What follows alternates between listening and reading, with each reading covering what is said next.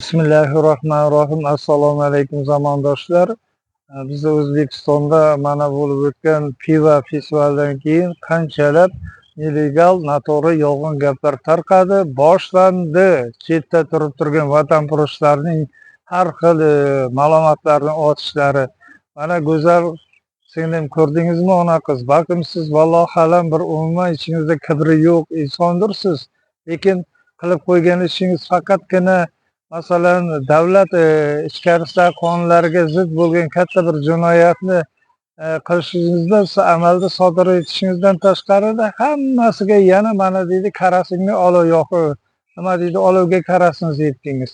Mana shu to'g'risida aytayotganim, o'zi bir qarashda bir yomon ayolga o'xshamaysiz.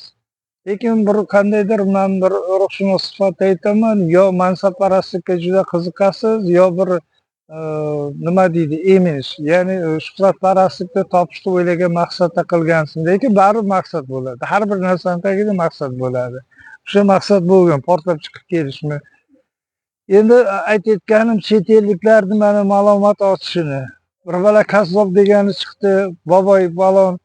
Endi shu nuqtai nazarda ikki og'izli gapiray. Shundaylarga, shunday qatorlarga berayotgan kommentariyalarda boshqalarida ko'rinib turibdi, shu odam masalan har xil beodob so'zlar bilan ham chiqaribdi, boshqa salo soqolda qo'yib yuborilgan. Haqiqatan ham islomiy inson deb o'ylasang, o'zingni Allohning bandasi, Rasul sollallohu alayhi vasallamning ummati deb shariatni himoya qiladigan bo'lsang, bil. Men masalan faqihda o'tirib bemalol suhbat qila olaman. Hazrati Bahovuddin Naqshbandiya tariqatining tolibiman 35 yildan buyon. Ozmi ko'pmi ilm olib kelib, to'g'ri noto'g'ri shariatda ajrata olaman ham. Shu boisdan senga aytadigan gapimni tushuntiribroq aytay. Ya'ni sen kiyib olgan soqol bu boshqa bir riyokorliklar emas. Birinchi payg'ambarimiz sollallohu alayhi vasallamda Qur'oni Karimda Alloh marhamat qilgan xulqul azim. Biz odob axloqda, kiyimda emas, ko'rinishda emas, ibrat bo'lmog'imiz kerak. Har bir shar'iy odam o'zini turadigan. Keyin aytiladi, og'zingdan har xil gaplar chiqib, miyangga tiqilib ketgan, shuchi Allohga yaqin qalbda inson o'zini yaqin deb bilaman degan, birinchi qalbni tozalaydi, ikkinchi tilni tozalaydi, amalini tozalaydi. Masalan, tilingga qaratgan bo'lsa, Arof surasi 97-oyatda Robbil aytayapti, Alloh so'zdir deb. Undan har xil Xudo deb qilasan, ibodat qilasan, namoz o'qiysan, ona emasan, u til bilan har xil gaplarni gapirasan. Qanaqa shar'iy insonsan sen? Nimaga ibrat bo'la olasan? Bu yana bir tomonni aytadigan bo'lsa, tashviqot qilmaydi, shar'iy xufiy ishlaydi, tarbiya Allohdan so'raydi.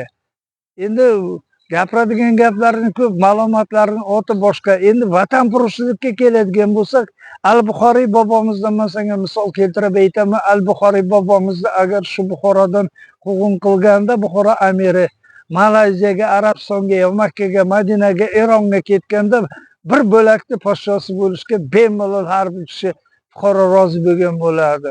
U kishi shundan kechib vatanida azobda yerto'laning tagida hadisni oxirigacha yaratdi. Mana shunday ibratlarni biz shunday o'g'lonlarimiz. Endi olov qo'yib har narsa deysan, chuqalanasan, tarbiyaviy gaplarni gapir, bizdan ibrat olsin yoshimizdan, bizni shar'iy insonlarda aql odobimizdan ibrat olsin. Adashsak yo'l ko'rsataylik, taqirlamaylik, ustidan kulmaylik. Masalan, go'zalni ham hozir men nima qilayotganim yo'q, taqirlaganim yo'q, ustidan kulayotganim yo'q. Bunaqa adashma. Bu adashayotganing bir odam yo bir oilaning ustida emas, butun bir vatanni azob bilan ko'tarilgan, endi toyda yurgan vatanni nimasida. Hozir Xudo xolasa, kazzob, men senga aytadigan O'zbekiston ma'lumotlarini o'zim shaxsan beraman bir fuqarosida.